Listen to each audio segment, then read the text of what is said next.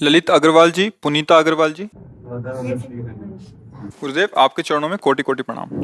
हे सदगुरुदेव भगवान, हम दोनों पति पत्नी भजन मार्ग में हैं और 6 महीने से आपका सत्संग सुन रहे हैं। प्रभु, इस शरीर से एक संतान पुत्री रूप में प्राप्त है। महाराज जी, कई बार लोग कहते हैं कि पुत्र का होना आवश्यक है, उसके बिना परम गति नहीं हो सकती, नहीं, लेकिन हमें पुत्र अब का होना नहीं, संतान का होना।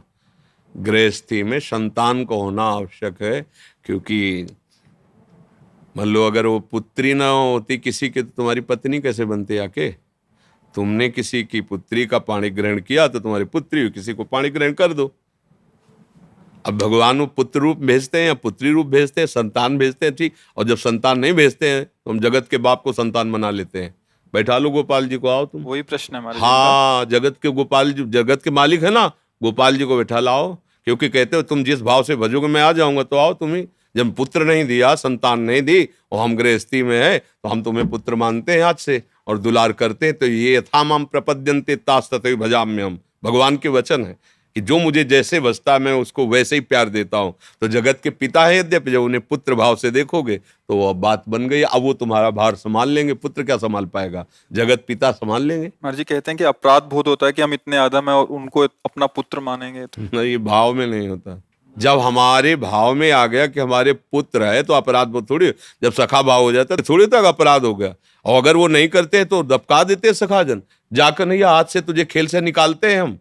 तेरे पास 2-4 लाख गौएं ज्यादा होंगी ना, तो बाबा का लाडला है, कल से खेल में कन्हैया नहीं आएगा। तो जानते हो क्या करते हैं? कान पकड़ते हैं, अब गलती नहीं होगी, अब गलती नहीं। भाव का भगवान पोषण करते। ग्वारिया बाबा सिद्ध संत हुए हैं, उन्होंने प्रभु श्री कृष्ण को अपना यार माना, मित्र माना।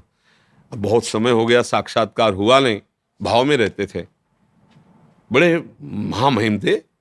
अब जब कोई उनको माला ले दिखा दो, बंद करो, वो बड़ा निष्ठुर है, अपने पता नहीं क्या समझता है, इतना जब करो इतना करो, सामने नहीं आता है, हमें नहीं भजन कर, मत करो भजन, धोखा है, मत करो, वो सुनता नहीं है। और निर्णय कर लिया नहीं करेंगे भजन। नहीं, अब देखो भजन का स्वरूप क्या उनके जागृत है। तू अपने को समझता है ना, नहीं करेंगे तेरा भजन, ये भजन नहीं हो रहा और क्या हो रहा है। बार बार भगवान से बातचीत, भगवान का चिंतन, नहीं बोलेंगे। किसी को भी भजन करते तो सब जानते थे कि बाबा भाव में रहते, इसलिए कोई अरे काहे को भजन करते हो, वो बड़ा निष्ठुर है, सुनते थे, बड़ा करुणामय, बड़ा निष्ठुर। शाम की इसी रमण रेती में, ये जो मोड़ में इसे रमण रेती, वृंदावन रमण रेती कहते, रज थी। ये तो अब तो दुर्भाग्य प्रकट हुआ, रोड रोड बन गया, बड़ा मनोहर स्थान। बीच मार्ग में बड़ा एक वृक्ष था, रज में ऐसे लोटो, एकदम आनंद मिलता, पूरी परिक्रमा मार्ग रजमयी। बाबा वहीं शाम के निकल, पीछे आवाज, ए ग्वारिया, आवाज में अमृत था। मुड़ के देखा, ऐसे सांवरे सलोने सरकार, नव किशोर अवस्था। बाप रे, ये तो मेरा यार है यार। दौड़ पड़े, जाके गले लगा। फिर ध्यान आया कि हमने तो नियम लिया था इससे बात नहीं करेंगे, फिर हटे। अब प्रभु अचला पहन पकड़े ऐसे, ए बाबा सुन तो, तू नाराज काहे को है? बोले इतना दिन हो गया और आप मिले नहीं। और उनके सामने भेकड़ी थोड़ी चलती है, तो आंसू चल रहे इतना। तो उनका देखो, ऐसा कभी तुमने दर्शन की आकांक्षा भी नहीं की, आज तुमने आकांक्षा की, मैं मिल। अब तुम जब कहोगे, देखो नाराज मत, उनको फिक्र है तुम्हारे नाराजगी की। अगर हम उनको सखा मानते तो फिर सखा ही माने, भगवान का वैभव ना देखे, नहीं तो सखा नहीं मान पाओगे। उनका वैभव ऐसा अनंत है कि फिर सखा तुम सोच पाओगे। अगर पुत्र मानना है तो केवल पुत्र ही भाव रखते हुए कि मेरा, और अगर उनके भगवान के भाव में जाओगे तो पुत्र क्या, मच्छर भी नहीं है उनके सामने, हम क्या है। अनंत ब्रह्मांडों का स्वामी, एक रोमकूप में करोड़ ब्रह्मांड, उन ब्रह्मांडों में इतने जीव, दिखलावा माते तीन अद्भुत रूप, अखंड रोम रोम प्रतिलागे, कोटि कोटि ब्रह्मांड, भला वो हमारे पुत्र हो सकते? ये ज्ञान की जरूरत नहीं है, ये यहाँ नहीं, ये यहाँ से होता है भाव, ये दिमाग से नहीं होता। दिमाग है तो वाराणसी वाला वेदांत पढ़ो, अगर इस मार्ग में चलना है तो यहाँ हृदय का विषय है। प्रभु कहते तुम जिस भाव से चलो, ऐसा नहीं कि ये मनमानी भाव, वात्सल्य भाव है ना, उपासना में वात्सल्य भाव है। कितने महापुरुष सिद्ध होकर के भगवान के इस भाव को प्राप्त हुए। तो हम भाव करें, मेरा लाला है मेरा, बस। अपना लाला कलेक्टर हो तो उसे कलेक्टर की तरह थोड़ी बैठा रहेंगे, हमारा लाला है, हम अपनी तरह सबके लिए भगवान है, लेकिन मेरे लिए गोपाल जी, मेरे लिए लाला है। अभी बात बन जाएगी, समझ में आई? लेफ्टिनेंट कर्नल गुरप्रीत सिंह जी, चंडीगढ़ से। महाराज जी कोटि कोटि प्रणाम। महाराज जी कीर्तन पहले सुनते थे पर गुरु ग्रंथ साहिब जी में नाम जप की प्रधानता होते हुए नहीं कर पा रहे थे। आपके मार्गदर्शन और प्रभु कृपा से अब नाम ध्यान और जप आनंद में हो गया। इसके लिए आपका कोटि कोटि आभार नहीं, महाराज। हम आपका धन्यवाद करते हैं कि आपने बात स्वीकार करके जो चल दी, तो इससे आपका परम मंगल होगा, परम मंगल निश्चित। यही मतलब गुरुवाणी जी की कृपा है और समस्त गुरुओं की कृपा है जो आपके हृदय में बात बैठ गई। क्योंकि बाहर सब, लेकिन ये अंदर की मार है। जब आप अंदर नाम का ध्यान करते हुए जब करते, तो सब विषय वासनाओं को भस्म कर देता है, मन को अधीन कर लेता है, इंद्रियों को पवित्र कर देता है, तभी भगवत साक्षात्कार होता है। मतलब संसार समुद्र से तरने के लिए ये महान साधन है। नानक नाम जहाज है, चढ़े सो उतरे पार। अगर नाम रूपी जहाज में बैठ गए तो संसार समुद्र पार हो जाएंगे, इसमें कोई संशय नहीं है। बहुत धन्यवाद जो आप बात माने। जैसे बेटा दूध पी ले ना, तो माँ नहीं कहती, हाँ प्रसन्न हो जाती है कि हमारे बेटे ने दूध पूरा गिलास पी लो ना तो तुमको अमुक चीज देंगी। तो उसमें माँ को क्या सुख हो रहा है कि बच्चा और स्वस्थ हो, सुखी हो, इसलिए पूरा गिलास पी और इनाम भी पा। देखो कैसा इसमें है कि आपका परम मंगल होगा जपने से, लेकिन साथ में आशीर्वाद भी होगा, साथ में कृपा भी होगी। आपने बात माना, अपना मंगल किया, इसलिए वो कृपा तुम्हारी हर समय सुरक्षा करेगी। कहाँ? अंदर की, अध्यात्म की सुरक्षा। बाहर से शरीर को जो दंड मिलना है, जो भोग मिलना है, मिलते हैं, इसकी कोई परवाह नहीं है, छूटेगा आज नहीं तो कल। लेकिन अंतर में हमारे भाव में कोई चोट ना पहुंचा सके, ये गुरुजनों की कृपा होती है। ये महापुरुष जो आशीर्वाद देते हो, अंदर कवच बन के बैठ जाता है। तुम्हारे भाव को, तुम्हारे भजन को कोई छेड़ ना पावे। बाहरी तो सहने की सामर्थ्य भगवान दे देते हैं, बाहरी पर अगर देखा जाए तो फिर प्रश्नवाचक चिन्ह खड़ा हो जाएगा। इनाम से सब सुख मिलता है, उनकी किडनी खराब है, नाम से इनको कैंसर हो गया है, ये जाएगा, आज नहीं तो कल मरेगा। जो चीज अविनाशी है वो प्राप्त करने के लिए हमें कृपा चाहिए। ये तो जाएगा, किसी का भी हो तो जाएगा। नाम इसका मृत्यु लोक है, यहाँ जो जन्मा है वो सब मरेगा। इसके लिए ज्यादा चिंता नहीं करनी है। तो चल रहा है प्रारब्ध के अनुसार, आप खूब नाम जप करते रहो और इसी जन्म में हमारा काम बन जाए क्या, आवागमन छूट जाए, और घोर कलयुग आगे बढ़ेगा और पापाचरण बनेगा।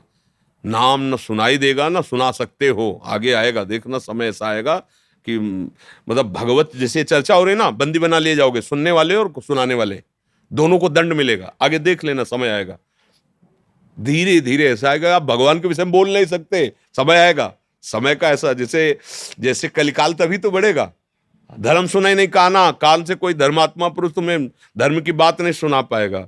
अभी समय निकल चलते हैं। हाँ, अभी थोड़ी अनुकूलता है, भजन करके भगवान को प्राप्त कर लेते हैं। फ्रैंक यूएसए से, how to feel and be at peace with in yourself. अपने अंदर शांति का अनुभव कैसे करें, specially after experience much hurt and still hurting from it. मतलब जबकि अंदर बहुत दुख हो। हमको तो अंग्रेजी आती नहीं भैया, तो हिंदी तो समझते हो ना, समझ जाओगे। नहीं तो अंग्रेजी वाले को बुलाए, मैं वो अंग्रेजी से बताए, हम तो हिंदी, हमें तो अंग्रेजी आती नहीं है। कक्षा 9 पढ़े, तो अगर हमारी बात समझो तो समझो।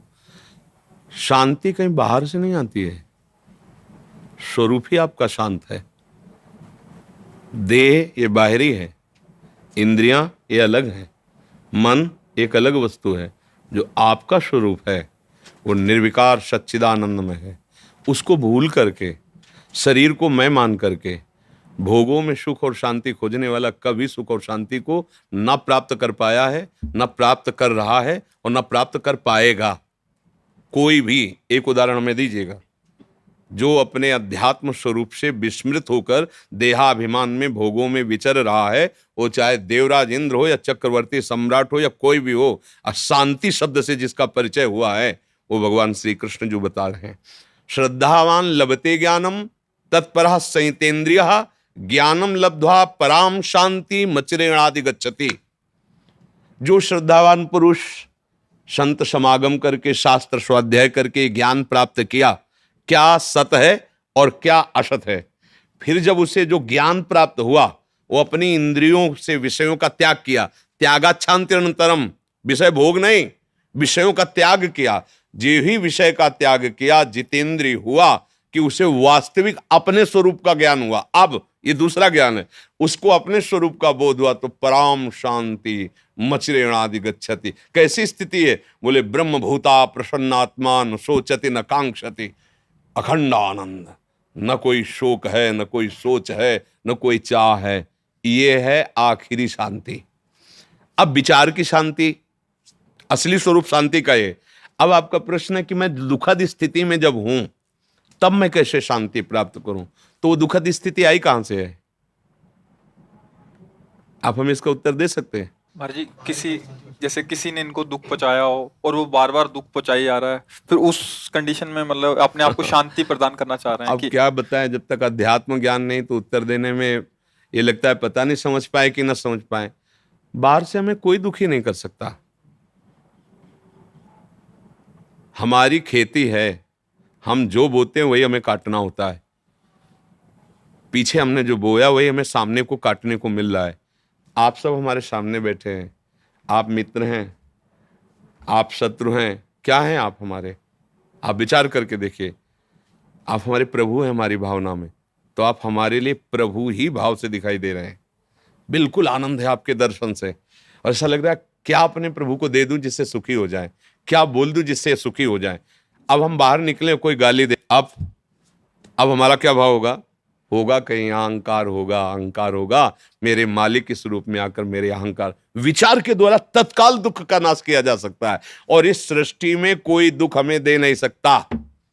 दुख का कारण केवल अज्ञान है, केवल अविद्या है। वो अब पता, अविद्या समझते हो? अब इसीलिए सब कुछ आ रहा है कि कैसे समझाओ, मतलब अब चूंकि हमको सांसारिक शब्दों, सांसारिक भावों का कैसे, अब आपने बिल्कुल अध्यात्म अछूता छोड़ा है, तो जहां प्रश्न कर रहे हो वहां केवल अध्यात्म ही है। तो इसलिए, पर विचार करो, तुम्हें दुख क्यों हो रहा है? तुम्हें भी दुख क्यों हो रहा है? तुम्हारी मानी हुई मान्यता ही तो है ना। तुम किसी से अपने अनुकूल चाहते हो, इसलिए तुम्हें दुख हो रहा है। बिल्कुल सरल उतर के कह रहे हैं, समझ पा रहे हैं? अनुकूल का मतलब समझते हैं? तो राधे राधे समझ लो। तो फिर अब हमको अंग्रेजी पढ़ना आता नहीं, इसलिए अब तुम्हें कैसे समझावे। अब राधा राधा तुम जपो हमारी बात मान के, तुम्हें कुछ नहीं समझना पड़ेगा, सब ठीक हो जाए। क्या राधा राधा राधा बोलो, राधा राधा। ये दवाई हम दे रहे हैं आपको, पक्की बात मान लेना। अगर राधा राधा जपोगे कोई प्रश्न नहीं करना पड़ेगा, आप देख लेना यहाँ कुछ होने लगेगा। जहां जलन आएगी वहां एक ऐसी बर्फ जैसी सिल्ली प्रकट हो जाएगी और तुम्हें शांति प्रदान करने लगेगी। सारा ज्ञान तुम्हारे अंदर आ सकता है यदि राधा राधा राधा, अगर आप राधा नाम को जपने लगो, फिर आप देखना कभी मिलना, फिर हमें बताना कैसा लगता है। पर धोखेबाजी नहीं, जपना। आप इसको जप के देखो। अब कैसे हम आपको समझाएं जब उन शब्दों का ही ज्ञान नहीं आपको अध्यात्म के, तो हम कैसे उसे समझाएं? बस सबकी समझ यही है, कोई समझे या न समझे, सबसे हमारी समझ भली। ठाकुर नंद किशोर हमारे ठकुराइन ब्रजबान लली, यह समझ में आ गई ना तो सब समझ में आ गई। ब्रह्मा की भी जो ज्ञान वृत्ति वो तुम्हारे अंदर जागृत हो जाए यदि प्रभु का आश्रय लेकर राधा राधा राधा राधा राधा राधा, इसी से आनंद, सब शांति मिल जाएगी। मान लेना मेरी बात पर, बातें नहीं मानते कोई। अभी अगर सेव दे कह दे खा लेना तुम्हें शांति मिल जाएगी, बड़ी श्रद्धा से खा लेंगे। और अगर कह दे राधा राधा जपो परम शांति मिल जाएगी, विश्वास नहीं होगा, क्या होगा? आजकल हम भौतिक में इतना विश्वास करने लगे कि अध्यात्म का महत्व ही भूल गए हैं। और भौतिक से कभी शांति किसी को नहीं मिलती, भौतिकता में किसी को शांति नहीं मिलती। जब कभी किसी को शांति की खोज हुई है तो अध्यात्म में ही आया है। जैसे आप ना जानते हुए भी आए हो अध्यात्म की इस शरण में शांति के चाह के लिए। शांति की जब खोज हुई है तो अध्यात्म में मिली है, और जब अशांति प्रकट होगी तो उसमें भौतिकता होगी। आप जांच करके देख लेना। इसलिए अगर राधा राधा रटोगे तो सब समझ में आ जाएगा। अंग्रेजी शब्द हमें एक याद है, थैंक यू, क्योंकि आपने शांति के विषय में प्रश्न किया ना, तो इसलिए अच्छा लगा। अगर हमारे नवयुवक भाई थोड़ा शांति की तरफ चलने लगे तो जीवन कृतार्थ हो जाए। कोई नशा तो नहीं करते हो? हाँ बढ़िया, तभी शांति की खोज है। बस आप हिंदी के कुछ जैसे गीता वाटिका से आस्तिकता की आधारशिलाएं, सत्संग के बिखरे मोती, ऐसे कुछ छोटी छोटी ग्रंथ है, उनको ले लो, आप पढ़ना सीखो तो अध्यात्म का परिचय मिलेगा ना। फिर आपको सत्संग करने में आनंद आने लगेगा। एक जरूर ले लेना, आस्तिकता की आधारशिलाएं, रचयिता पूज्य राधा बाबा, और सत्संग के बिखरे मोती, ये भाई जी से हनुमान प्रसाद पोद्दार जी, गीता वाटिका, ये 2 ले लेना। याद आया क्या? 2 किताब लेनी। कौन सी? अब आप जाओगे वहां कहोगे 2 किताब दे दीजिए तो कहेंगे कौन सी? वही 2 दे दीजिए जो है कुमार जी हम बता देंगे। आप लिख के इनको बता जी, जी। देना। सनोज कुमार जी बिहार से। गुरुदेव आपके चरणों में कोटि कोटि प्रणाम। गुरुवर, मैं जानना चाहता हूँ कि मृत्यु सबकी लिखी हुई है, तो भगवान श्री कृष्ण ने गीता जी के 8वें अध्याय में कहा है कि शुक्ल पक्ष में गया हुआ व्यक्ति दोबारा नहीं जन्म लेगा। कृष्ण ऐसी पक्ष वो केवल उत्तरायण, दक्षिणायन, कृष्ण पक्ष, शुक्ल पक्ष, इन विधानों का वर्णन किया गया है कि जो योगी, वो सबके लिए थोड़ी है कि तुम पापाचरण करो, शुक्ल पक्ष में मरो, उत्तरायण में मरो तो भगवत प्राप्त हो जाओगे, सीधे नरक जाओगे। उसमें उत्तरायण और शुक्ल पक्ष कुछ नहीं करेगा। समझ रहे हो हमारी बात? वहां कहा जा रहा है कि यदि योगी जो चित्त वृत्ति का निरोध करके संसार से प्रभु में लगाता है, फिर अगर ऐसे ऐसे संयोग होते तो ब्रह्मलोक को जाता है, वो ऐसी ऐसी गति को प्राप्त होता है। अगर कोई भजनानंदी कृष्ण पक्ष में मरे, कुदिन में मरे, जिसका कोई महत्व नहीं तिथि के, ऐसी कुतिथि में मरे तो जानते हो कहा जाएगा? वो सीधे भगवान के आ जाएगा। और खूब पाप करता रहा है, एकादशी को मरे और उत्तरायण में मरे और शुक्ल पक्ष में मरे तो भगवत प्राप्ति हो जाएगी क्या? नहीं होगी। भगवान वहां विधि का, विधान का, जो सद्यो मार्ग मुक्ति का है, उसका क्रम वर्णन कर रहे हैं। ऐसा थोड़ी कि कोई भी पापी आदमी उत्तरायण में मर जाएगा तो भगवत प्राप्त हो जाएगा। अभी उसकी तुमने व्याख्या समझी नहीं है। महाराज जी, योगी बोलते हैं कि योगी जब सही समय नहीं आता है तब तक वो अपने आप को रुके हुए रहता है। ये केवल भीष्म पितामह के लिए है, सबके लिए थोड़ी आया है। इच्छा मृत्यु का वरदान तो केवल भीष्म जी को उनके पिता ने दिया था, जिन्होंने आजीवन के लिए अपने सुख का त्याग पिता के लिए किया कि मैं ब्याह नहीं करूंगा। फिर उन्होंने कहा जब ब्याह नहीं आप करोगे तो सिंहासन का अधिकारी जो फिर शायद कभी, तो बोले आजीवन ब्रह्मचारी रहेंगे। आप शंका मत करो, आजीवन ब्रह्मचर्य रहेंगे, कभी ब्याह नहीं करेंगे और सिंहासन के अधीन रहेंगे। तो ये बात सुनकर उनके पिता ने, शांतनु जी ने कहा कि तुम्हें मैं ये वरदान देता हूं, इच्छा मृत्यु जब तुम चाहोगे तब तुम्हारा शरीर पूरा होगा। भगवत भजन करने वाले के लिए हर तिथि, हर समय परम धाम के लिए है। कबीर दास जी ने एक वचन में कहा था कि यदि काशी में मरने से मुक्ति होती तो जीवन भर राम राम जो रटा भगवान नाम जपा, उसका महत्व क्या? मैं ऐसी जगह शरीर छोड़ूंगा, फिर देखूं मुझे परम धाम जाते हैं कि नहीं जाते। हमारे पास नाम है, हमारे पास भजन। भजनहीन जीवन से कभी किसी का कल्याण नहीं हो सकता, चाहे जिस तिथि को शरीर छोड़े, चाहे जैसी भावना में रहे। भजन भजन वारि मथे घृत होए बरु सिकताते बरु तेल, बिनु हरि भजन न भवतरी या सिद्धांता पेल। गोस्वामी जी कह रहे, समझ पा रहे हो? हाँ, जैसे कि पहले हम नाम जप करते थे, हरे कृष्णा हरे कृष्णा हरे कृष्णा कृष्णा हरे हरे राम राम राम हरे, और ओम नमो भगवते वासुदेवाय एक मतलब सुबह करते थे। ये अपने आप से करते थे जी। सीताराम रोज लिखते हैं महाराज जी, राम राम चाहे सीताराम रोज कॉपी भी लिखते हैं। तो कह रहे हैं कि अभी आपकी क्या आगे क्या करना है? हाँ, क्या आप गुरु ब्रह्म किए महाराज जी? हाँ, इन सब का फल होगा अगर हम इस उपासना में आते हैं। जहाँ हम बैठे हैं तो यहाँ फिर आज्ञा का केवल पालन किया जाता है। मन के द्वारा माने हुए जो भी उपासना थी उसका फल ये मिल गया। अब इसमें केवल गुरु आज्ञा पे चला जाता है, जो उपासना पद्धति उसके अनुसार चला जाता है। नहीं जैसे चल रहे हो वैसे चलते रहो, सत्संग सुनते रहो, जो अच्छा लगे स्वीकार करते रहो। लेकिन गुरु बना करके फिर मनमानी आचरण ना तो सांसारिक कर सकते हो ना भागवतिक कर सकते हो। इसीलिए जल्दी गुरु नहीं बनाना चाहिए। जब गुरु बनाने का भाव आवे तब ये सोच लेना चाहिए कि आपके वचन के लिए हम अपने प्राण त्याग सकते हैं, लेकिन आपके वचन नहीं, बस बात बन जाएगी। गुरु का मतलब होता है अब जो ही कहें करें हम सोई, इसलिए चले। आपने खुद कहा अभी तक जो मन कहता रहा वो मैं करता रहा। अब जो गुरु कहेंगे अब मनमानी नहीं चलेगी, अब गुरुवाणी चलेगी। तो फिर हाँ, तो अभी तो हम तो सबको कहते हैं राधा राधा रटो, राधा वल्लभ श्री हरिवंश जपो और सत्संग सुनो।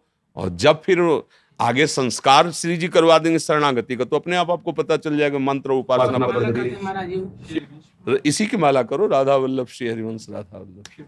रजनी जी सहारनपुर से। राधे राधे महाराज जी। महाराज जी कोटि कोटि प्रणाम। महाराज जी हमने अपने घर के मंदिर में अपने माता पिता जी की छवि विराजमान करी हुई है जो श्री जी के चरणों में चले गए हैं। कुछ लोग कहते हैं कि पितरों की छवि ठाकुर जी के साथ नहीं रखनी चाहिए, कृपया मार्गदर्शन करें।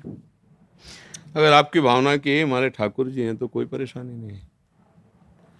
ठाकुर जी का रूप कैसा आपने मान लिया जैसा, सृष्टि कैसी आप जैसी देखो वैसी, समझ रहे ना भाई। एक पत्थर के टुकड़े में क्या है, कोई रूप है, कोई आकृति है, कोई उसमें। लेकिन हमको जब कि हमारी देवी जी हैं, हमारे भगवान, गांव में देखो ना अधिकतर जो है गांव के जो मंदिर हैं जिनमें पूजा वो सब ऐसे ही है और सारी कामनाएं पूर्ण होती क्योंकि उसमें भगवत भाव हो गया। अच्छा, जयपुर से जहाँ जयपुर जोधपुर में श्री विग्रह तैयार किए जाते हैं वहाँ आप जाइए, पत्थर की शिलाओं को काट काट करके, मतलब हमने देखा है जैसे गोपाल जी की वो बड़ी छवि है ना पीतल की, तो ऐसे ऐसे दबा के रेती से ऐसे, अब वो जिस प्रक्रिया से तैयार कर रहे हैं, फिर इसके बाद जब अपने पंचामृत से स्नान करके अपने सिंहासन में विराजमान करते हैं तो हमें भाव आ जाता है ना, हमारे भाव से भगवान दिखने लगते हैं ना।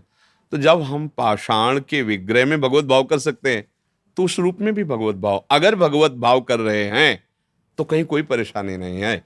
और अगर भगवत भाव नहीं है तो 5 भौतिक शरीरों के चित्त रखने से मंगल नहीं होगा। बात समझो, हमारी बात समझना। आंतरिक ये सब नाशवान शरीर है, भगवान का शरीर सच्चिदानंदमय है और उनका तो दर्शक है नहीं, है। गुरु जी उनके गुरु और भगवान में अंतर होता है क्या? हुआ ही पूछ रहे। तो गुरु और भगवान में जब अंतर नहीं होता तो प्रश्न ही नहीं बनता। गुरु गोविंद न भेद कराई, संतत सकल सुनो चितलाय। हम गुरु भगवान कहते ना कि हमारे गुरुदेव भगवान से भी कहा है, मोते ही अधिक गुरु ही जी जानी, जाने संत अनंत समाना। तो गुरु और भगवान कहने को केवल दो है, वो तो एक ही। अगर हम किसी 5 भौतिक शरीर में केवल यही भाव रखते हैं कि ये हमारे माता पिता ही केवल हैं, तो भगवान के सिंहासन में ना रखो, कमरे में लगा लो, देखते रहो। और अगर ये है कि ये मंदिर है माता पिता का जो रूप, इसके अंदर भगवान बैठे हुए, तो वहीं भगवान का साक्षात्कार हो जाएगा। अलग से फोटो भगवान की विराजमान करो या ना करो, हमारी बात समझना। केवल अपने माता पिता की छवि लगाई और मेरे भगवान है, रोज सेवा करो, आपको भगवत प्राप्ति हो जाएगी। क्योंकि आप किसकी सेवा कर रहे हो? भगवान। तो असली माता पिता वही है ना। और अगर भगवान से हटकर भाव है तो फिर भगवान की विराजमान करो, उनको कमरे में विराजमान कर दो दर्शन करने के लिए कि भाई ये माता है, पिता है, चाचा है, ताऊ है, परिवार, वो बात अलग हो गई। और अगर सिंहासन में तो चाचा ताऊ नहीं बैठे हैं, मेरे भगवान बैठे हैं, मम्मी के रूप में, पापा के रूप में, वही थे वही बैठे, हो गया काम। बस उनको जोड़ो, उनमें थे, उनमें है, उनमें रहेंगे।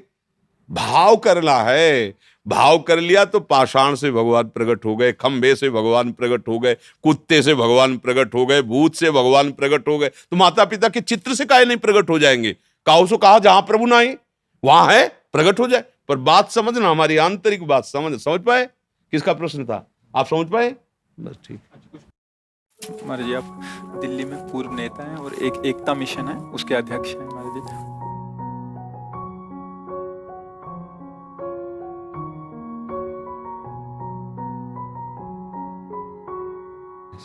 आज आशीर्वाद तो अपने साथ जोड़ के रखो।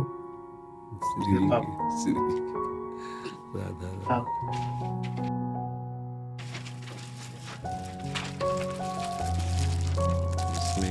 हमारा जो हमारी संस्था है एकता मिशन, इसका मैं अध्यक्ष हूँ और ये पिछले 20 साल से हम चला रहे हैं। पूरे साल जितना काम करते हैं इस बुक में है। फिर इसका विमोचन राष्ट्रपति जी ने किया था राम। ये आप नहीं आपके लिए, आपके लिए ठीक है। आशीर्वाद मिल गया, ये हम संभाल के रख लेंगे। ये हम संभाल कर ठीक है।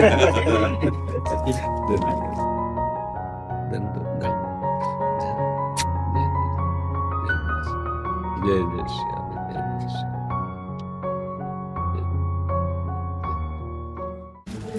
प्रसादी महाराज जी तो आकर इसको। अच्छा, आओ ब्रजवासी हम बहुत सुंदर है। ये मतलब बहुत बहुत सुंदर स्वरूप लाए। महाराज जी दो ही आंखें केवल, एक राधा जी की, एक कृष्ण जी। बहुत सुंदर, दो चकोर, दो चंद्रमा, दो अली पंकज, हमारे लिए लाए। जी महाराज जी आप स्वीकार करें।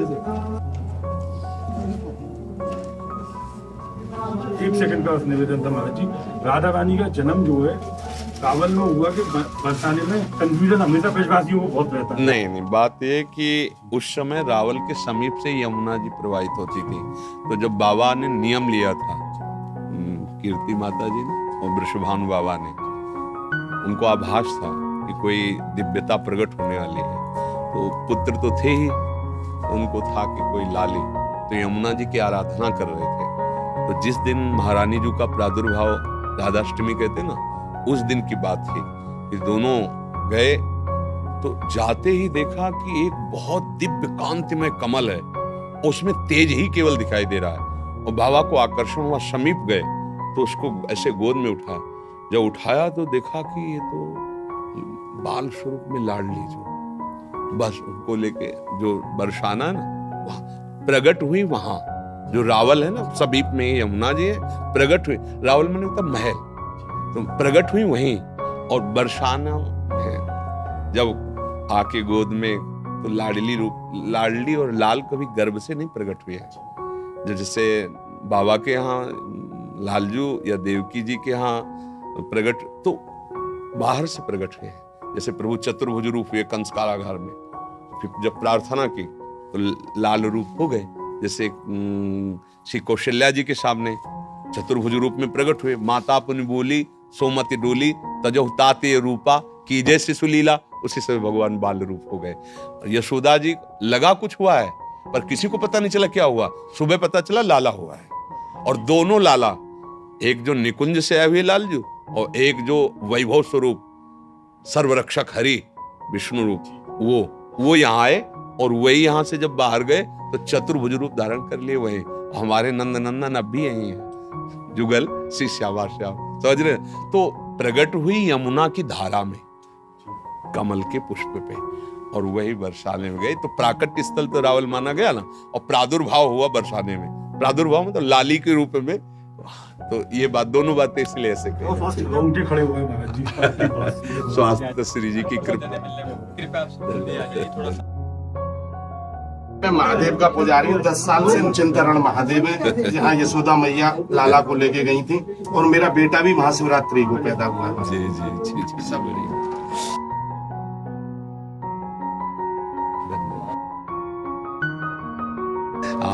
आप सब कृपा कर रहे हैं, इसीलिए हम आपके बोलने लायक हैं, नहीं तो